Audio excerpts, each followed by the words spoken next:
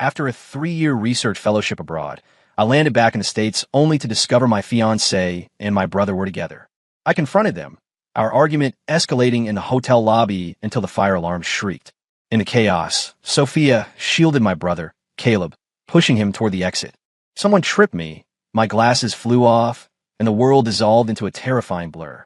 Panic set in. Then through the smoke, my parents rushed in. A surge of hope shot through me, but they screamed Caleb's name. Me? I was their biological son. Caleb was adopted. I woke up in a hospital bed, a piercing pain shooting up my left arm. Thick gauze was wrapped around the back of my hand. My entire family had abandoned me in a fire, and now I was completely alone. The silence was absolute. Footsteps approached, and the door to my room creaked open. "You're awake," a nurse said, her voice brisk. "How are you feeling?" "Still hurt." She stuck a thermometer under my arm, the cold tip making me flinch. My family. My throat was raw. The nurse shrugged. "Don't know. A firefighter carried you out. We tried calling the contact numbers you had listed, but no one picked up." A bitter, self-mocking laugh escaped me. After what happened in the fire, was I really surprised? I glanced at my phone on the bedside table. Not a single missed call. 3 years. I've been gone for 3 years, and I'd come back to this. On what grounds? Why? I threw off the blanket, tossed the thermometer on the bed, and yanked the 4-needle from my hand. The nurse yelped, trailing behind me. "Where are you going?" The moment I stepped into the hallway, I saw them. Sophia was hovering over Caleb, her eyes practically melting with affection as she fussed over him, as if he were the only person in the world. "Ethan!" Sophia saw me, her expression momentarily stunned before she quickly composed herself. "You're not well. Why are you out of bed?" I stared straight at her. "Give me an explanation." "Why?" I wasn't stupid. I could see what was happening between them. She instinctively moved to shield Caleb. "Ethan, if you have to blame someone, blame me." I couldn't help it. Caleb immediately grabbed her arm. "No, it's not her fault. It's mine." He rushed toward me, grabbing my hand and pressing my fingers against the bleeding puncture mark from the 4. "Ethan, I'm the one who fell in love with her. If you want to hit someone, hit me." A cold smile spread across my face. I wrenched my hand free and slapped him hard. Caleb stumbled back, falling into Sophia's arms. "I do want to hit you." "What the hell is wrong with you, Ethan?" Sophia shoved me with all her might. I lost my balance and crashed to the floor, the back of my hand now bleeding freely. She stood over me, her voice sharp. "You were gone for 3 years. We barely saw each other. It's only natural that we grew apart. Is that right? So you moved on to Caleb? He's my parents' adopted son, and you just had to choose him." I pushed myself up. "During that fire, you protected him and ran. Did it ever occur to you that I was still in there?" Sophia was speechless. Caleb just stammered, "Ethan, it's all my fault." I got to my feet and faced Sophia. "You can fall for whoever you want, but don't forget what you owe me. I want it all back." Her face paled. Before I left for my fellowship, I had helped Sophia land a major contract, investing my own money for a 5% stake in her startup. It was all in black and white, and to this day, she hadn't paid me a dime. Relationships might be unreliable, but money was something I could count on. Caleb knew exactly what I was talking about. His eyes welled up with tears. "Ethan, we're family. Why do you have to be so ruthless? Sophia works so hard. Don't you think this is a little cruel?" I snorted. "Caleb, you're the one who fell for your own brother's fiancée. You got some nerve calling me cruel." A small crowd of patients had gathered in the hallway. Hearing my words, Caleb's face went white. Sophia grabbed my arm. "Ethan, let's talk about this." I slapped her to, "You have 1 week to give me my money. Otherwise, don't blame me for what happens next. Now, get out of my sight. The both of you are making me sick." Sophia looked like she wanted to argue, but Caleb chose that moment to feign weakness and collapse.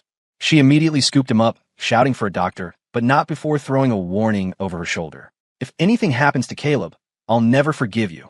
Rage burned in my eyes. I stormed back into my room, the young nurse following cautiously. You're still recovering. You should try not to overthink things." I had to laugh. It was pathetic. I'd survived a near-death experience, and not a single one of my loved ones or family members had bothered to check if I was okay. Instead, it was a complete stranger showing me concern. I nodded and pulled out my phone to call my lawyer. Over the past 3 years, my family had kept in touch, but they'd never breathed a word of this. Now that I'd stumbled onto their secret, I had to look out for myself. After the hospital observation period ended, I was discharged and went straight home. When I arrived, I saw Sophia's car parked in the driveway.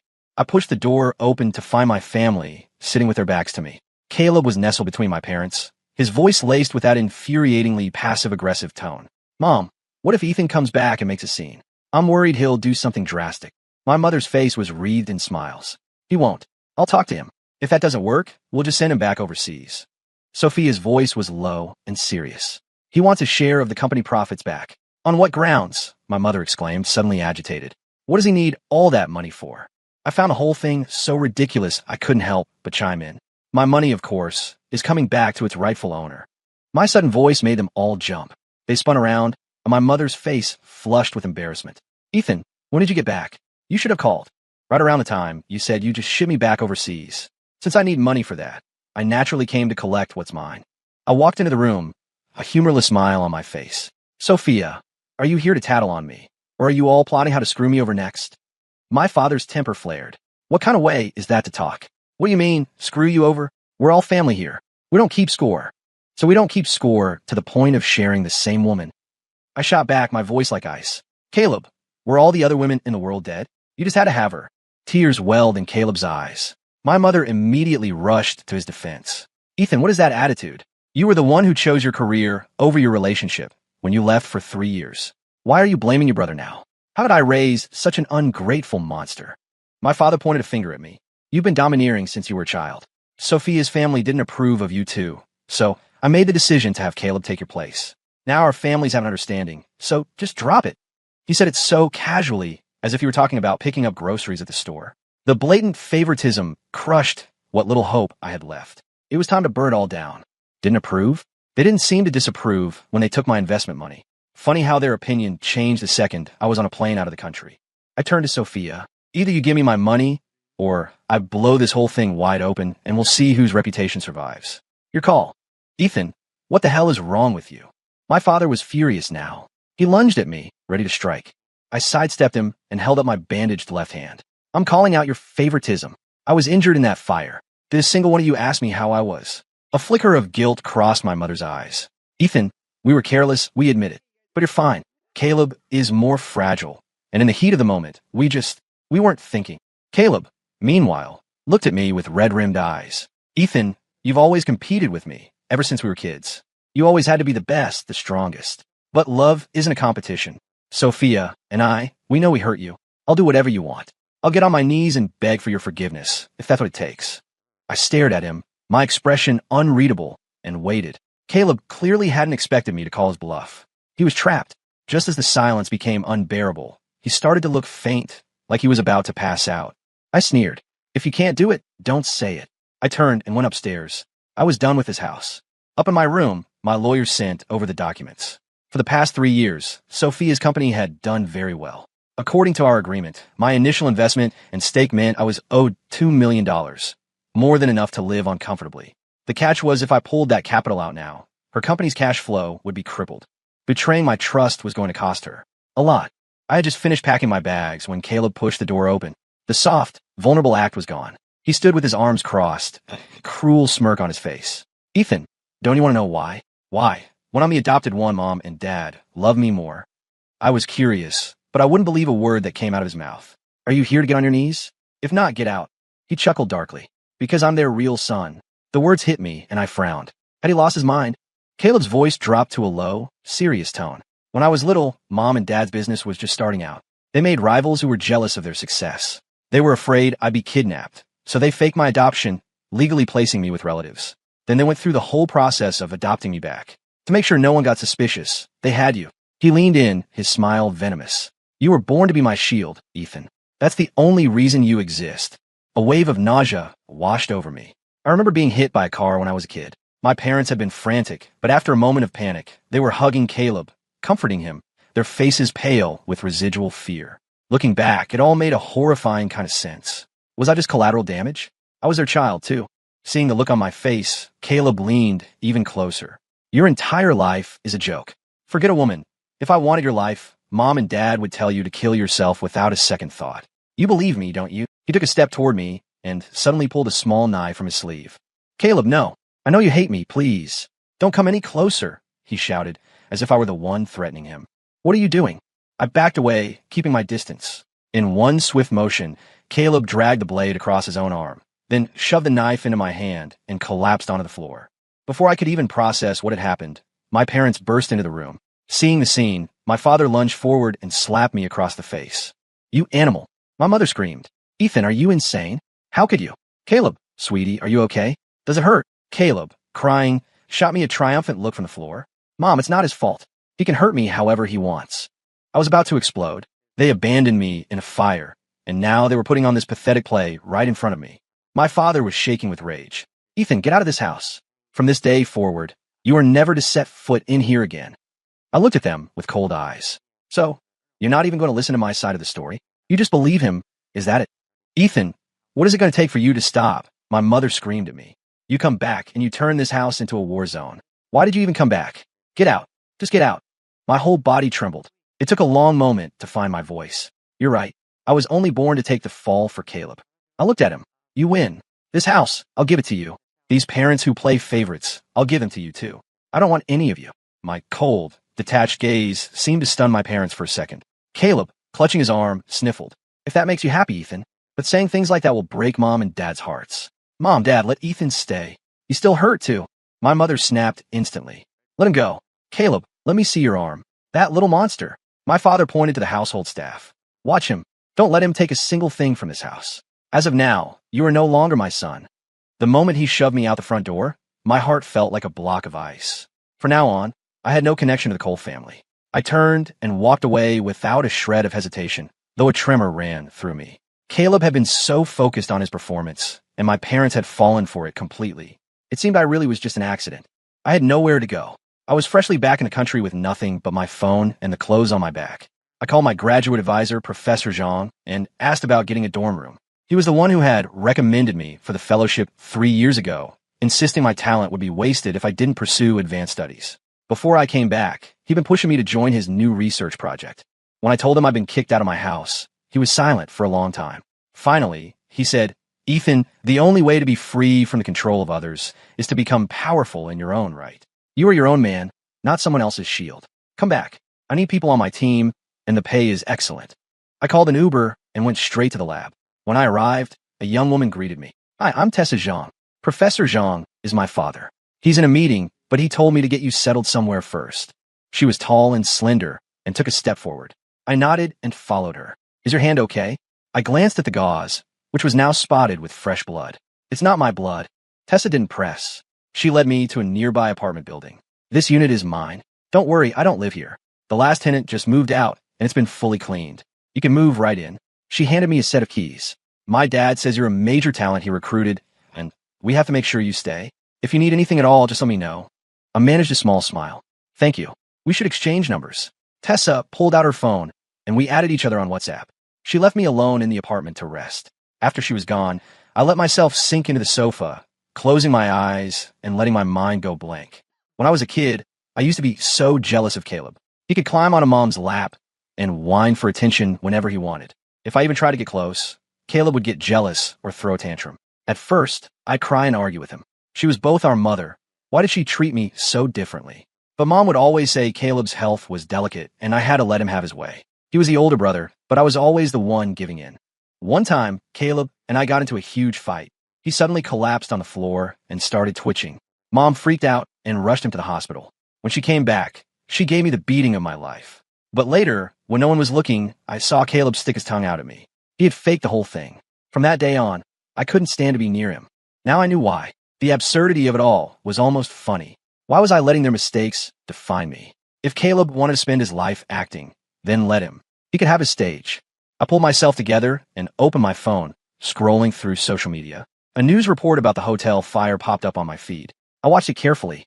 The footage was from a security camera inside the mall. It showed Caleb being shielded by Sophia and my parents. 10 feet away, I was on the ground, staring at their retreating backs with a look of utter shock and despair. The comments section, however, was full of praise for Caleb. That guy's so lucky. His whole family is protecting him. That's what it looks like to be the golden child. He'll never lack for love. So blessed. How do I get reincarnated into a family like that? That's one of my old college classmates. He's their adopted son, but his family treats him amazingly, even better than their biological kid. As the clip went viral, Caleb's online fame grew. He decided to lean into it, posting a video of his own. Thank you all for your concern, he said to the camera, his arm bandaged. I've been blessed to grow up surrounded by the love of my parents, and I'm so grateful for everything they've done for me. And yes, as some of you have pointed out, I am the adopted son of the Cole family. Recently, we've We've had some unpleasantness at home concerning my younger brother. He made a mistake and was disciplined by my parents. I hope if he sees this, he'll get in touch. Ethan, Mom and Dad still love you. Please stop being so stubborn. His words painted me as the unreasonable, petulant child. Immediately, the internet sympathized with him. Wow, what a gentle soul. How could his brother abandon a family with a brother like that? The brother ran away? What does he look like? We'll help you find him. What kind of mistake did he make? The older brother's arm is hurt. How did that happen? Caleb replied to that last comment. My brother didn't mean to do it. That was all it took for the online mob to turn on me. So, it was the brother. No wonder he said he made a mistake. He's pulling knives on his family now. What's he going to do when he's older? Murder someone. That brother is seriously messed up. Even if they're not blood, you don't do that to your own brother. What a thankless monster. They're better off without him. Reading the comments, the sheer righteous fury of these strangers was so absurd, I had to laugh. Caleb, if this is the narrative you want, then let me help you sell it. I liked his post and left a comment. The biggest mistake I ever made was being born into a family with you. Caleb, how does it feel to direct your own little show? Someone replied to me instantly. Are you the brother? What do you mean? What show? Drama. We need the receipts. The internet sleuths went to work. Eventually, the same college classmate who had identified Caleb in the first video found me. The guy who fell on the floor in that video, that's Ethan Cole. It looks like he was hurt too, now that you mention it. He looks pretty damn pathetic in that clip. The older brother says he wants the younger one to come home and apologize. But look at the despair in his eyes as he's being abandoned in a fire. If that were me, my heart would be ice cold too. But that's still no reason to pull a knife on his brother. Dude above me, do you have any proof he's the one who used the knife? Yeah, there have been way too many of these stories with a twist. I'm not buying it. When children don't get along, it's usually the parents' fault. Caleb, of course, saw the comments and quickly deleted mine. But it was too late. I had already taken a screenshot. That video clip was all I needed to start tearing down his carefully constructed facade. In fact, in the video, while everyone else was running for their lives, Caleb's eyes were locked on me. And he was smiling, a smug, triumphant smile. I posted the screenshot. Eagle-eyed users started pulling up photos from the scene from every possible angle. The consensus was clear. Caleb had seen me on the ground during the fire, and he had enjoyed the show. Eating my popcorn from my hospital bed. This is primo gossip. Okay, so the brother hooked up with the fiancée while the younger brother was out of the country. The whole family treats the younger one like crap. The younger brother gets injured and is totally ignored at the hospital, while the older one, who's fine, gets babied by the whole family. And apparently the cheating ex-fiancée still owes the younger brother money. These comments cast a dark shadow over Caleb's perfect story. Soon, Sophia stepped in to do damage control. These are baseless rumors. Ethan and I broke up before he went abroad. Caleb is not a homewrecker, and if someone's own parents don't even like him, you can imagine what kind of person he is. I read her post and burst out laughing. She and Caleb truly were a match made in heaven. Their talent for self-deception was breathtaking. I was about to close the app when a message from Caleb popped up on WhatsApp. Ethan, Sophia is only saying these things to protect the family's reputation. Dad may have kicked you out, but you're still a Cole. You don't want to be dragged through the mud either, do you? Are you afraid of the world finding out you're the other man? I typed back. Caleb's reply was instantaneous and furious. Ethan, I'm calling the police. You assaulted me with a knife, and that's a fact. Go on. I'll be waiting. I blocked his number. Immediately, my phone started blowing up with calls from my parents. I ignored them, blocked their numbers, and deleted them from my contacts. I had nothing to do with the Cole family anymore. If they thought they could threaten me, they were dreaming. Originally, I'd planned to negotiate with Sophia to get my money back. But after she jumped online to slander me, the gloves were off. I contacted the second largest shareholder in her company and made a deal to sell my shares. If Sophia wasn't going to be happy, then I damn well would be. The next day, I threw myself into my work at the lab. For a solid week, I was buried in experiments. My day's a cycle of lab work and sleep. I'd occasionally run into Tessa. She was a doctoral candidate and just as busy, but she was also part of the project, so we quickly became partners. A week later, Sophia called me. I had blocked everyone in the Cole family except for her, curious to see what other deranged stunt they would pull. When she asked to meet, I readily agreed, choosing a coffee shop near the university campus. When I arrived, her expression was complicated. Ethan, about the stuff online. I was forced to say those things. You know, Caleb, his health is fragile. I was just trying to keep him calm. She took a breath. I know I wronged you, but the company is my life's work. It was your creation too. If you pull your funding now, the project will collapse. Can you really live with that? Yes, I can, I said bluntly, and it's already done. Sophia, I sold my shares. Sophia froze. Then her face contorted with rage. Ethan, this isn't funny. Who's joking? Sophia, you and I are not in a position to be joking with each other. I sold them to Mr. Henderson.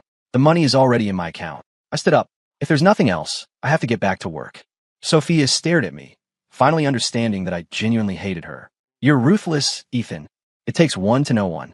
For every ounce of pain I felt, you all deserve to feel it tenfold. Sophia gritted her teeth. Fine. Let's see how you explain yourself to the police. Caleb had actually done it. He'd filed a report.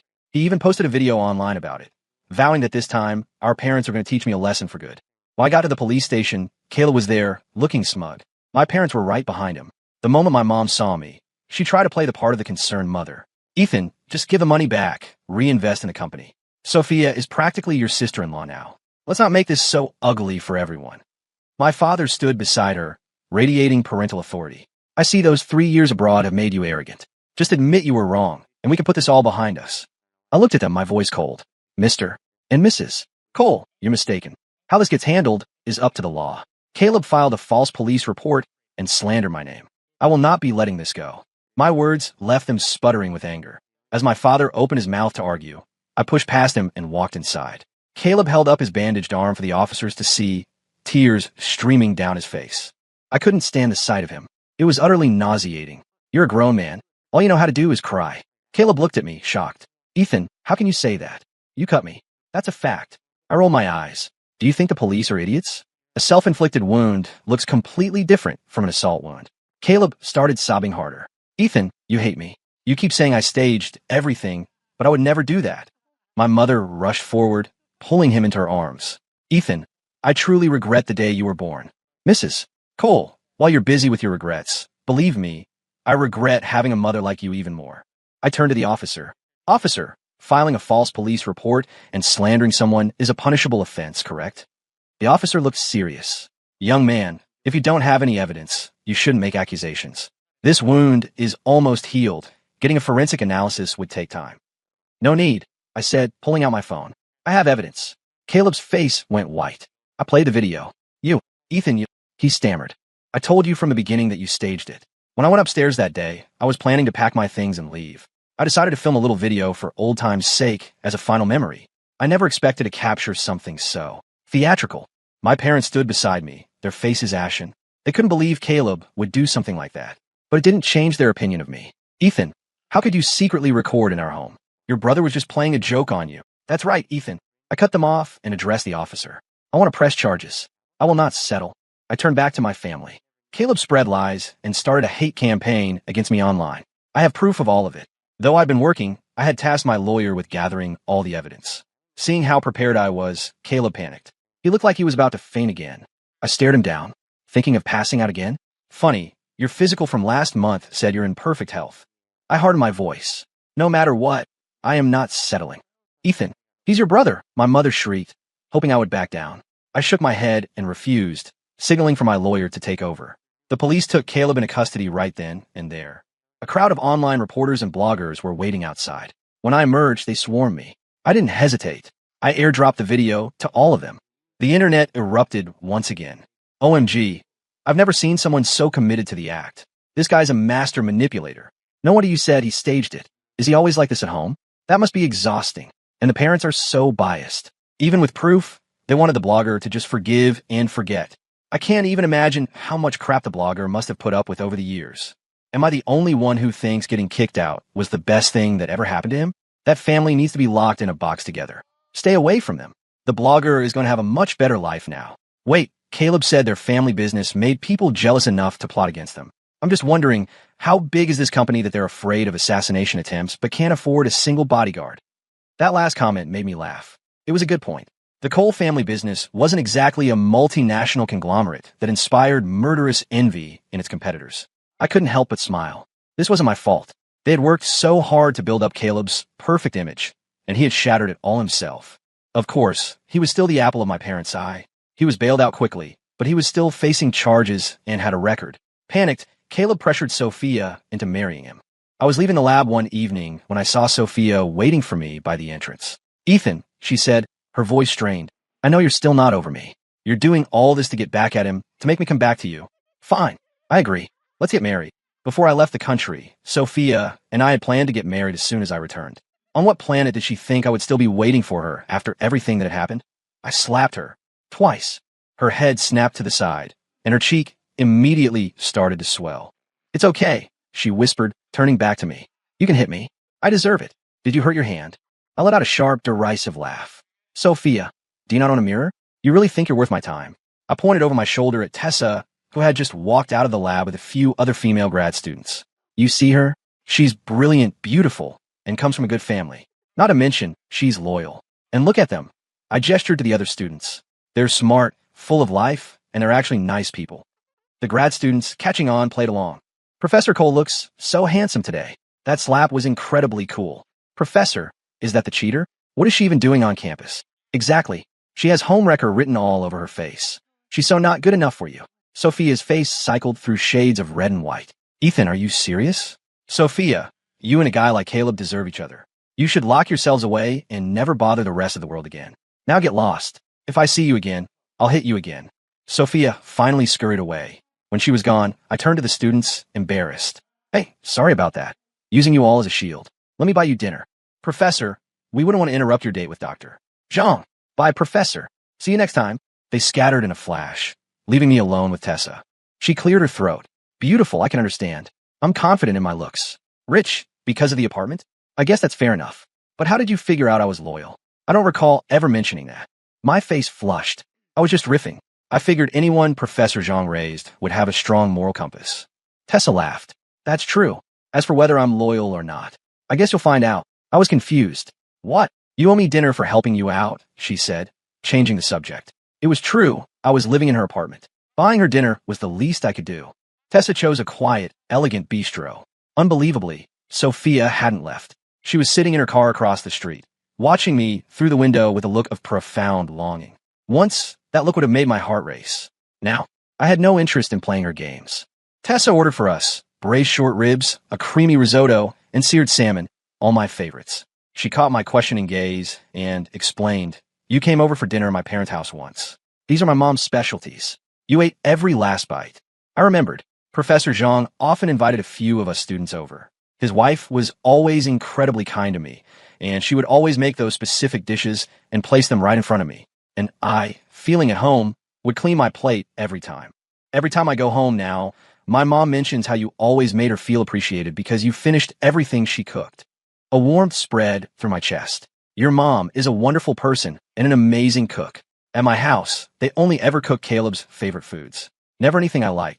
Ethan, you're a good man. Don't ever sell yourself short, Tessa said softly. If you weren't, people would have used this whole mess as an opportunity to tear you down. But they didn't. That says everything. Her words were like a splash of cold water.